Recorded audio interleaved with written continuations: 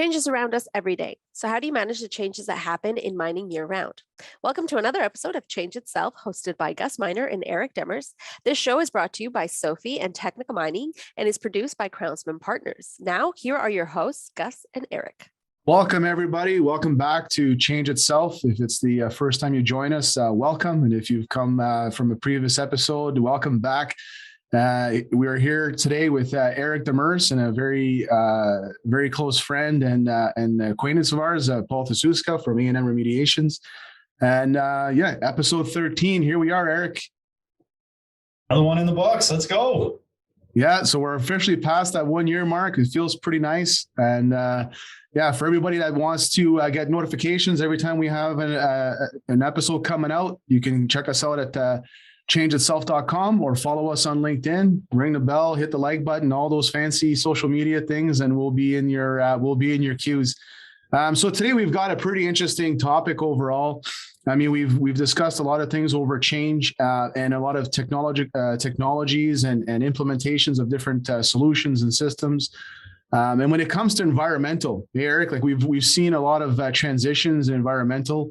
Yep. So we've got Paul that's going to, shed some light on what's going on with environmental and what can we expect in the future, and what does the transition looks like so far with everything that we're experiencing with how we take care of our workplaces and our planet and our homes in general. So Paul Thususka, thanks for joining us today. Gus, Eric, thanks very much. As I alluded to in the preamble, we had a little discussion. Congratulations on passing that first year mark. It's awesome. It's great. It's always tough when you're starting out something new. We all know that as business people. And finding an audience that believes in you and finding a passion and being on purpose, I think it's great. And you guys really nailed it here. So hopefully we're watching episode 33 in the next couple of years. We're going to talk about ESG. You and I had talked about this months ago, and the big component of ESG is environment. It's actually a three-part piece: environment, social, and governance.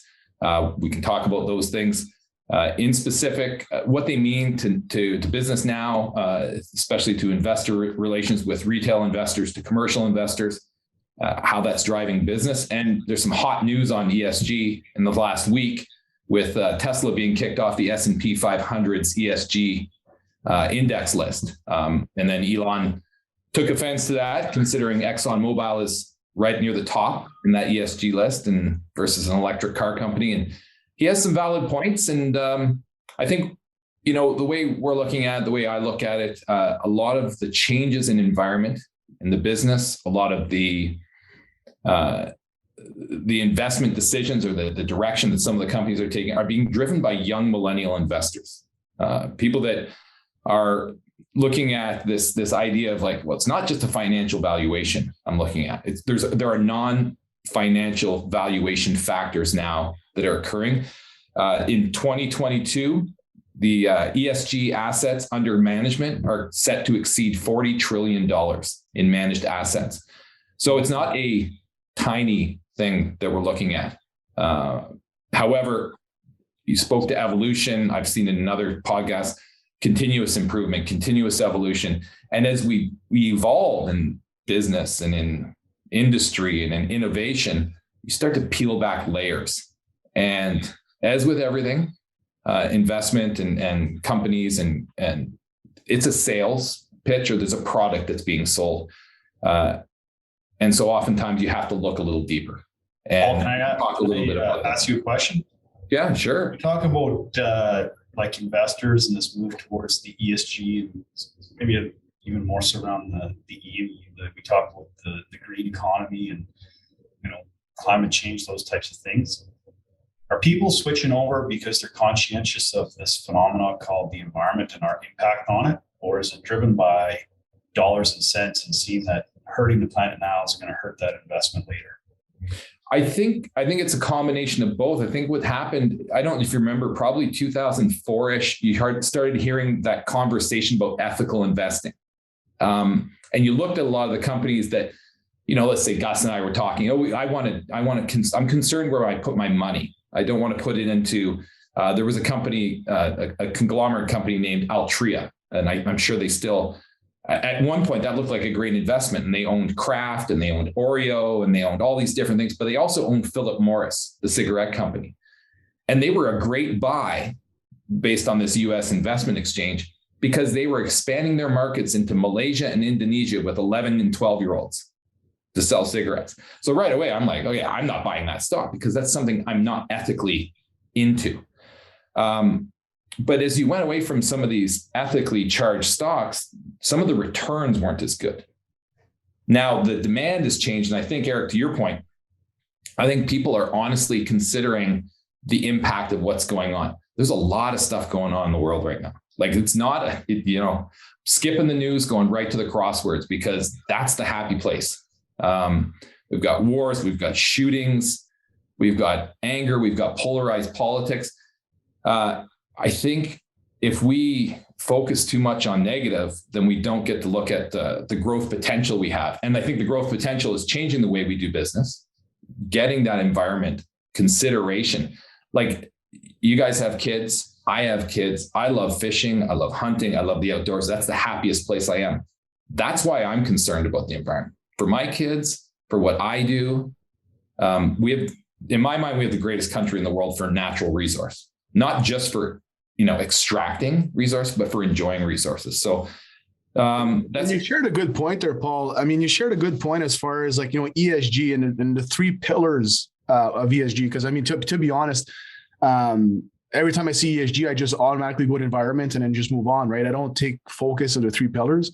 And when we start talking about the different generations and what we're going to leave behind, or what we're promoting for our children and grandchildren and beyond, although there's a big component of what we're doing for environmental, that social and that governance, those two pillars are really playing a critical role right now into that process, right? Yeah, and for that lead, so environment, yeah. If we have ESG, environment talks about the metrics on it. So there was a thing called corporate social responsibility, CSR. You might have heard reporting.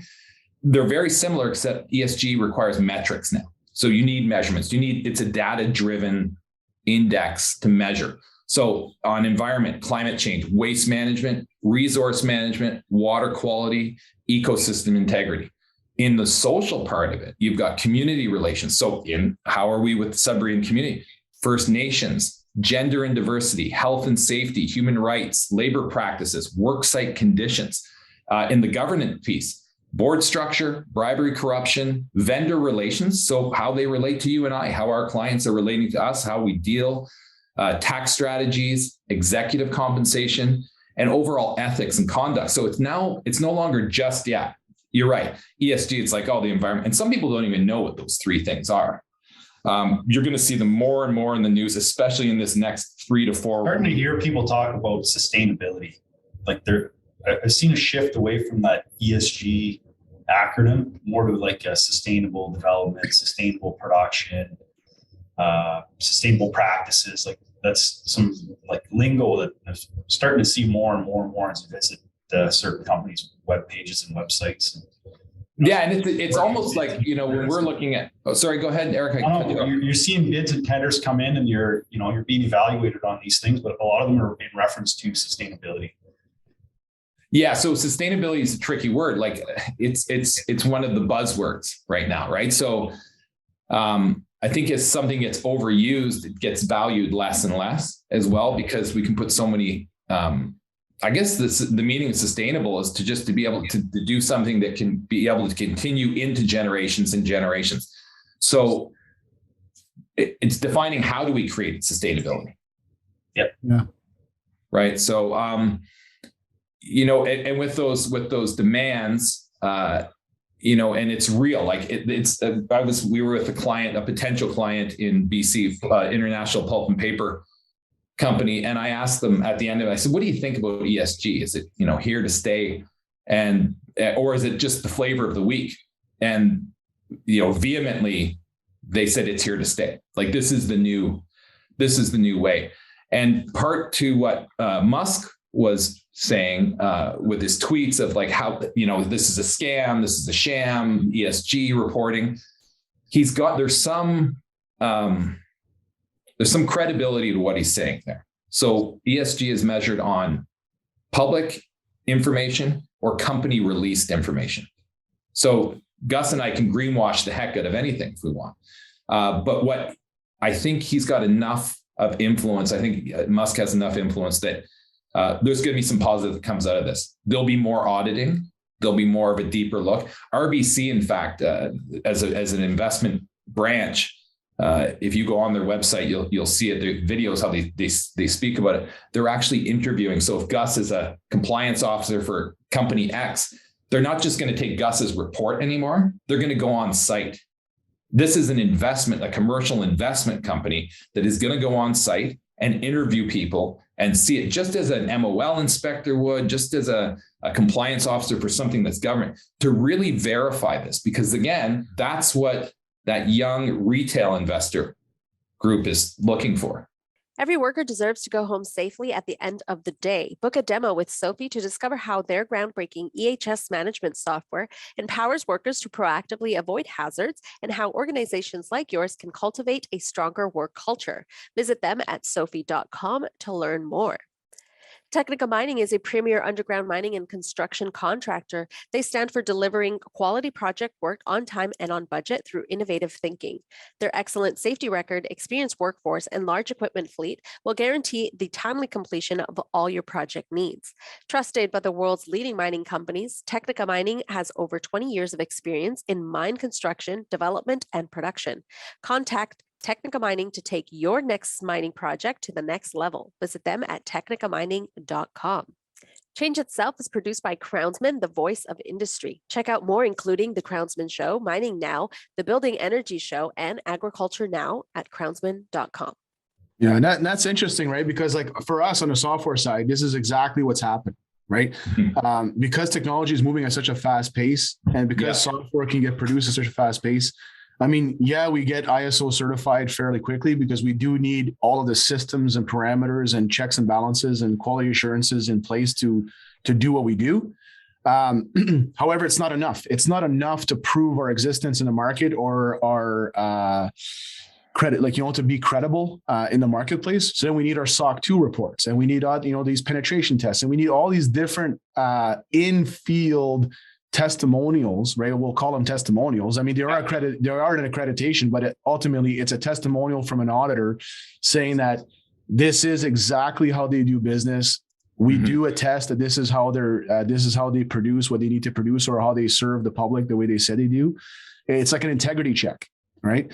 So you can see that happening. So I guess what you're alluding to is that you can start seeing that happening now with any industry that's putting out a product that could have the potential for long-term costs, I guess we'll call it long-term costs, without having too much energy in ESG. Like now you're saying that somebody's going to come in and audit to make sure that the ESG profile is suitable for long-term productivity and health within a community, right?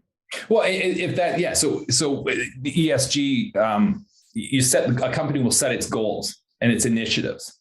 So again, when you set goals, you need measurement at the end. Did I achieve my goals? So you'll just as like if you're coaching a young kid in hockey, you don't set it. Sure, they want the ultimate dream of making the NHL, but you don't set unachievable goals. You set goals that your team, that your individuals can achieve and build confidence and build platforms off of. So companies will be setting ESG, environmental goals, or social goals. Like Vale's got a great example, the IVC program involving First Nations commitment and joint venture partnerships, suppliers. They've actually set it out with goals, with measurable, and with points for vendors or suppliers that actually engage in that value set. So that's a prime example of taking ESG seriously, setting a social goal, and then going ahead and setting out things that address both community and First Nations and the gender and diversity. It hits 3 of the targets on that.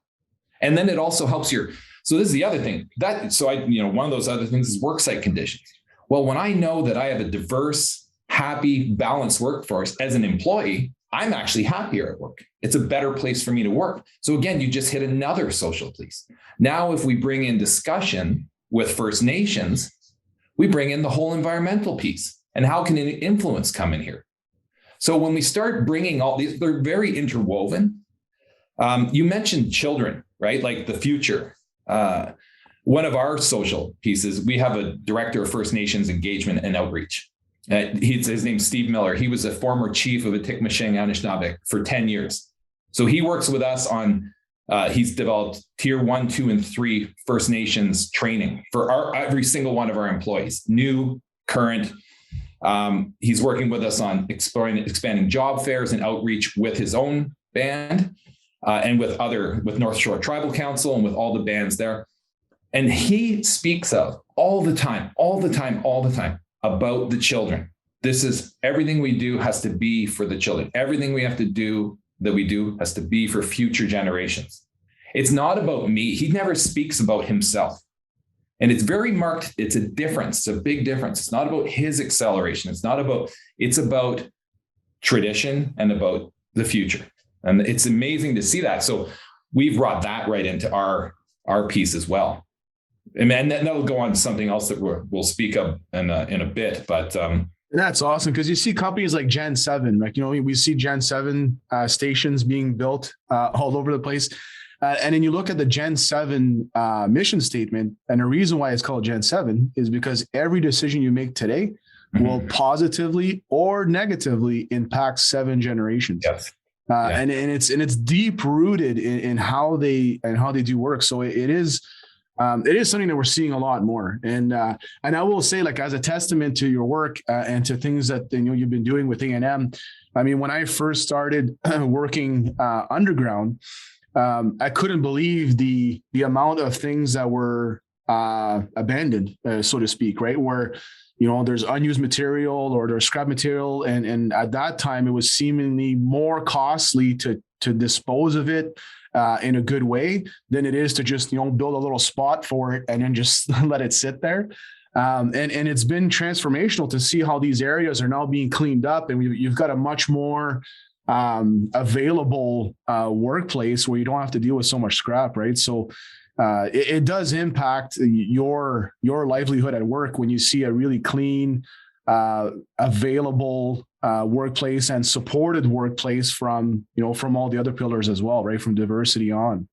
And we all have our roles too, right? Like, this is like Eric has a job underground, you've got a job, I've got a job, and or our teams do, our individual teams, and certainly there are some critical jobs and critical infrastructure, but really it's like a body. No one thing can exist without the other. And when you neglect one part of it, it's like the earth too. No one thing can exist. We can't just continuously, I'm fully for developing the Ring of Fire. I'm fully for pushing in, and let's make this, like, let's access our resources, but let's put the brakes on for a minute and let's do it right. Our name of our company is A&M Remediation, but remediation means to make things right or to fix something that's wrong.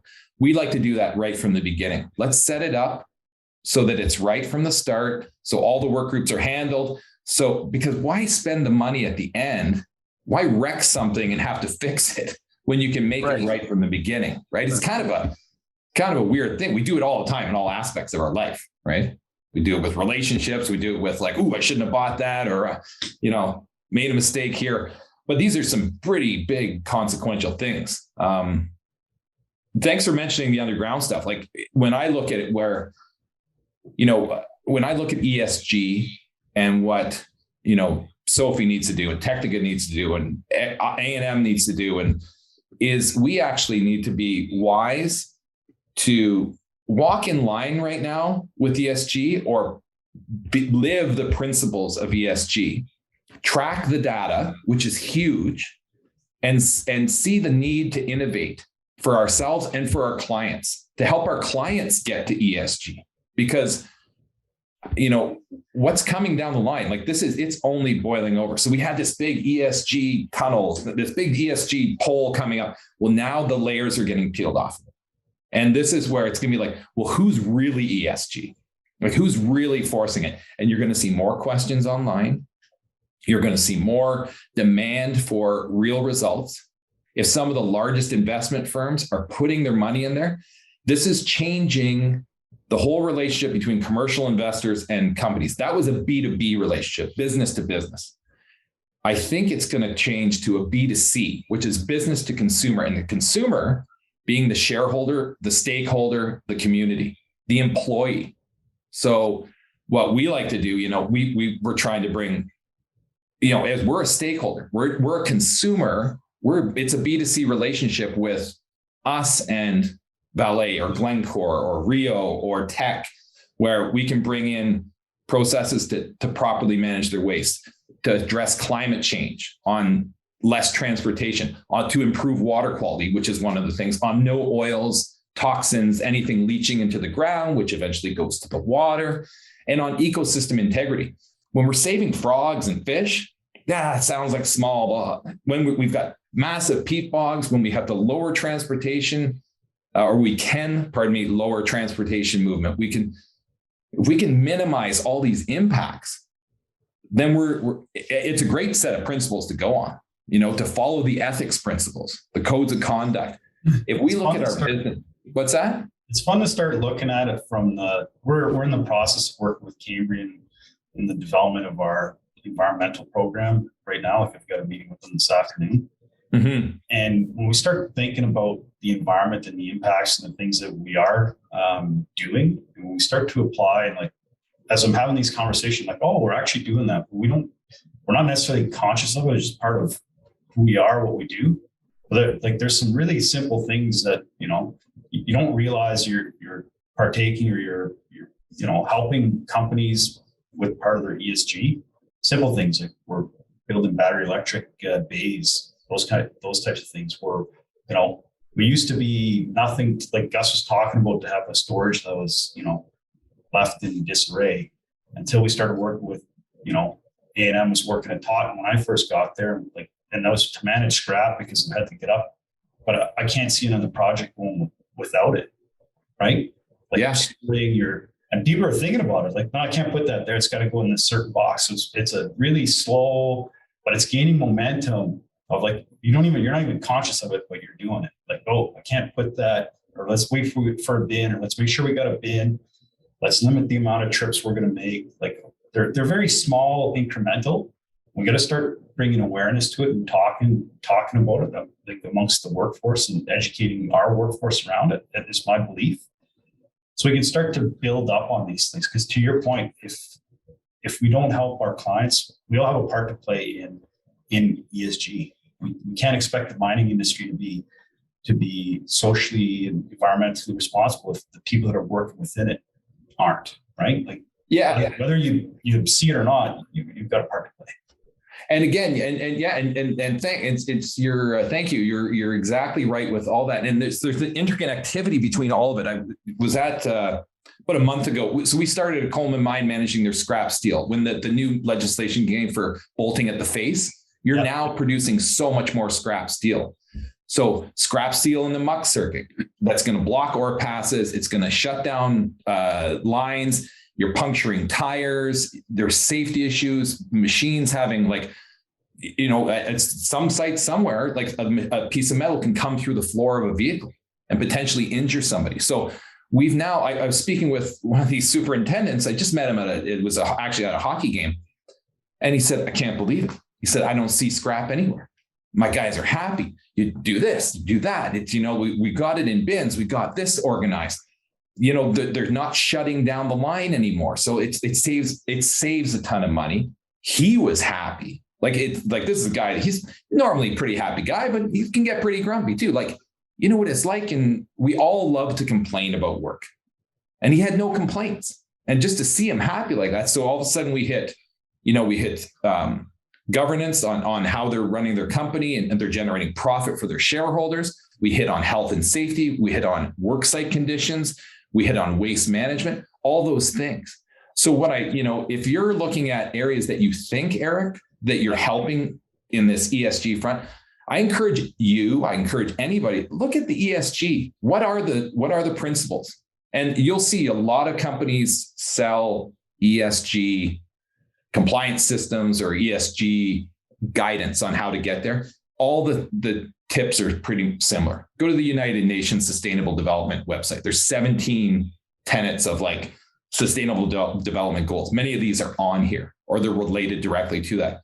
Start looking at your company and saying, hey, well, what do we do for climate change? What do we do for resource management or waste management? What do we do for social? We met with tech out west and we talked to them about their waste plastic bottles. And immediately he said, where are you going to send the waste plastic? Because we have guys come up from the States. They're very close to the US border. We have people come up and they want our plastic, but we don't just give our plastic to anybody because we don't want it ending up in a container ship on the other side of the world on a beach somewhere. This was a senior person who, he was on site management. He was involved in the executive at tech. And I thought, geez, that is admirable. Like, that's crazy. Like they're actually going tip to tail, right? Like we bring this product in, where is it finally going to end up? And those are the kind of questions, that we all have to start asking ourselves because they're going to get asked of us in the next few years. If you think Elon Musk is going to stop pushing back against, his electric battery company or his electric car company, yeah, there are things that have to change. We have to make sure that if we're mining the lithium and the cobalt, like the cobalt mining in the Congo, there's the child labor issue there. They have to get around that. They're going to have to get around that. We're going to have to get around how we're going to extract lithium and nickel production in the cleanest way that suits all stakeholders, community, earth, First Nations, employees. So it's a good time now to start looking at it for sure. And I think to your point, we're looking a lot. I think what happens too is a lot of times when I have these conversations about ESG or sustainability, people think big things, right? Big, massive initiatives, big changes in structure, big changes in ways of being. And I keep telling people it's actually not, it doesn't have to be that way. And like we look at our office space here, right? So Technica has done the same thing where you have an indoor shoe policy, right? And then people laugh at it at first. They're like, oh, really? Got to take off my shoes and put on another pair of slippers or whatever to walk around the building. And it seems like tongue in cheek as if it's a silly thing. But if you look at the downstream effect of just doing that, right? Yeah. Well, now, like, how you said, instead of making a mess and having to clean it, right? So same thing. Now you're not vacuuming twice a day. Or sweeping or mopping the floor twice a day. You're doing it maybe once every couple of days. Maybe like for us, it's once a week. Once a week, there's a little cleanup that happens in the office.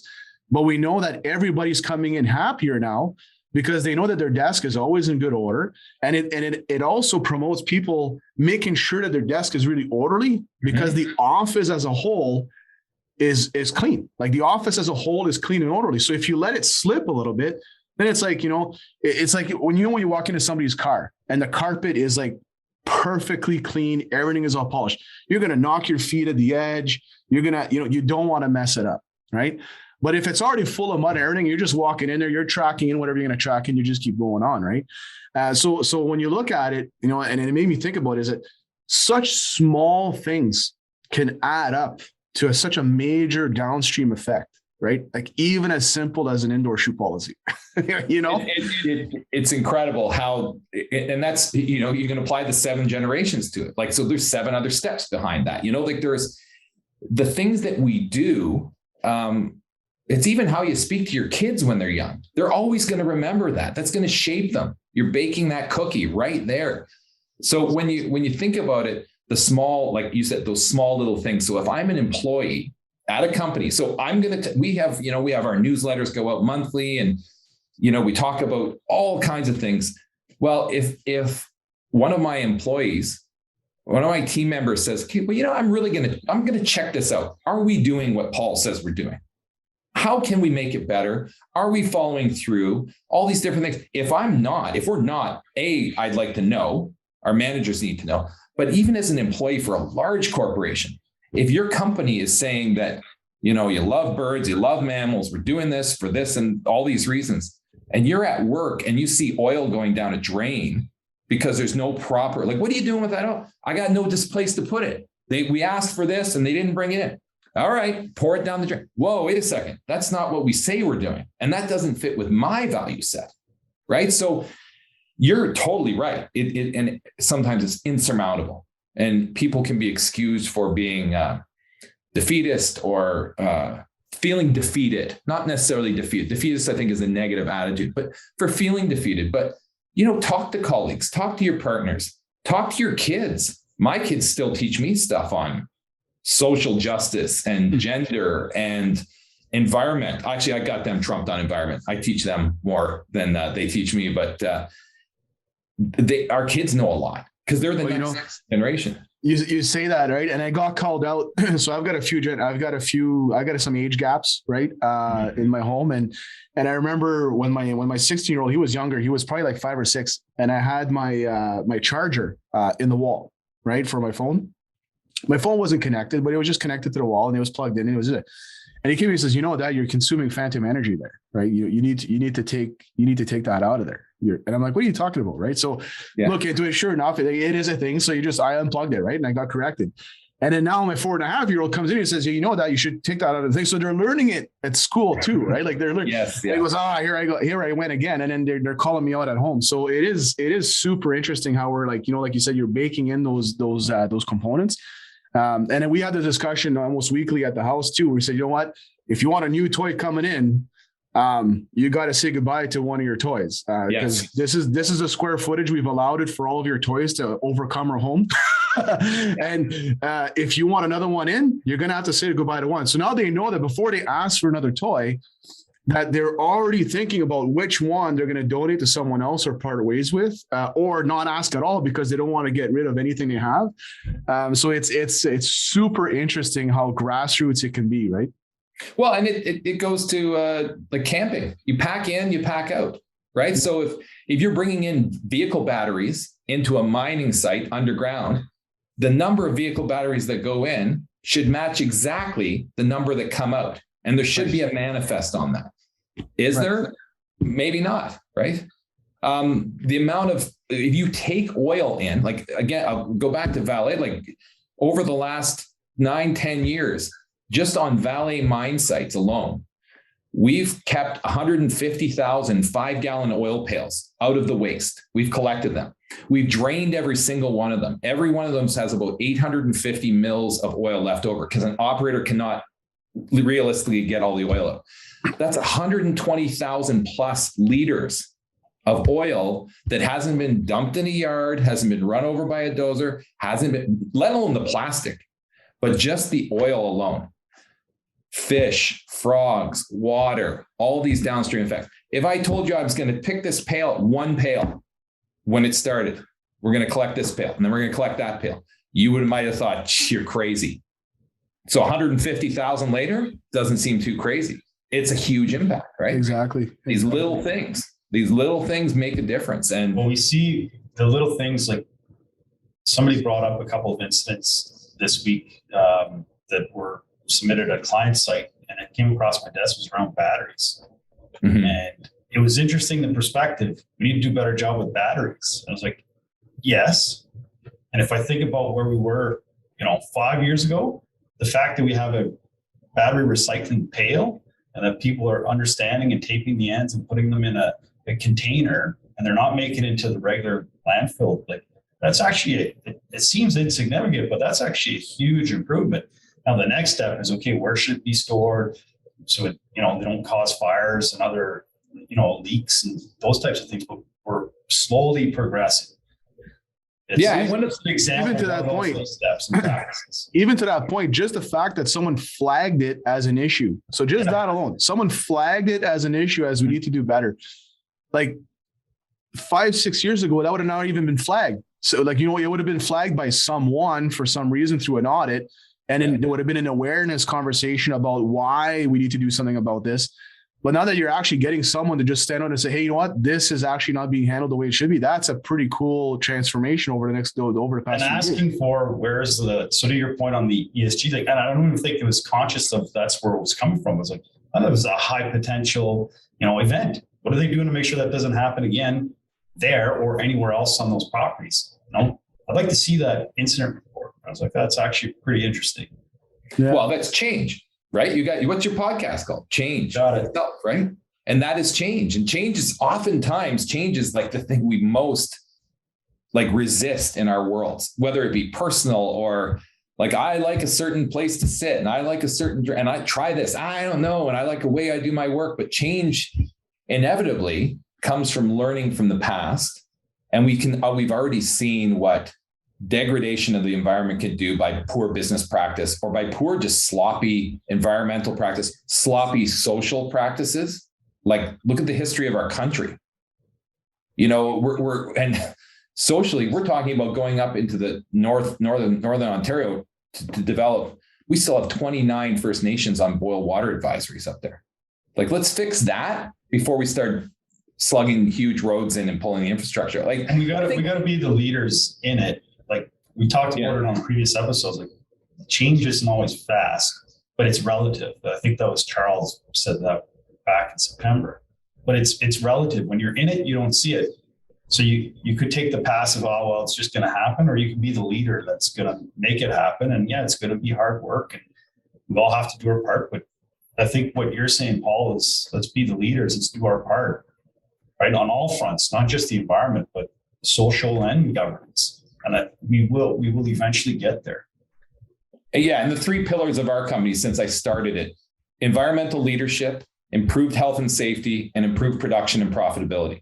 And environmental leadership was always the big thing, because I always felt that we were on this like wave, but we're surfing and there's a lot of people on boards behind us still paddling. Yeah. Because some of these concepts, it's hard for some. My kids try to teach me something new. It's hard to learn. It's hard to break habits. Habits take a long time, and they get to be habits because we're comfortable with them. Yep. But when we start looking at, I think when one starts looking at, and this is why when you said ESG, there are things you think you're doing. I bet you're doing most of these things right now. I bet you're doing almost all of them. And I know, because I know you both as human beings, your governance is tight. Your personal and moral compasses are good and tight.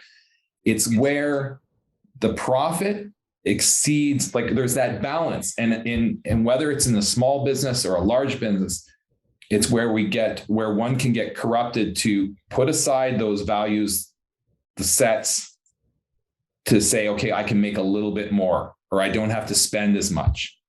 That's where you get that. That's the slippery slope.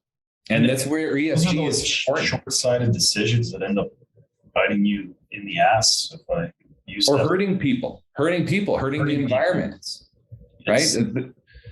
It's short-sighted thinking that ends up that way. And it's almost back to that original topic around like our conversation around the investment is you can do it for the right reasons right off the hop, right? And or it might be motivated because people will start to see the longer term costs and impact of those short-sighted decisions at the beginning.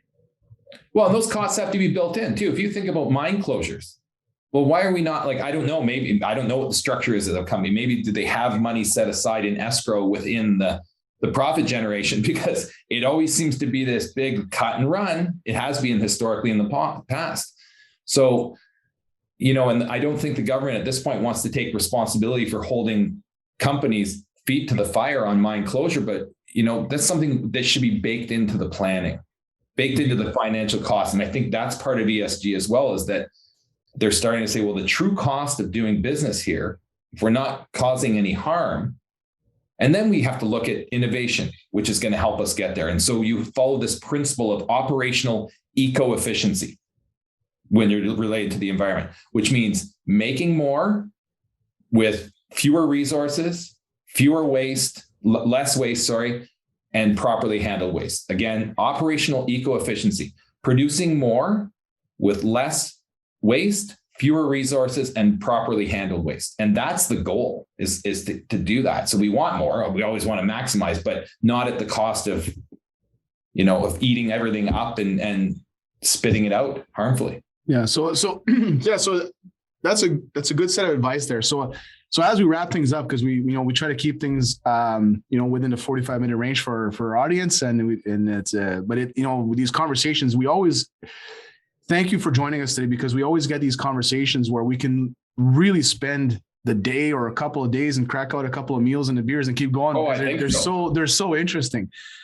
So as far as a company that's forming today, or a company that wants to really invest in their governance and their strategies today, Would those be your main three pillars to say, focus on these things to drive your excellence strategy for ESG?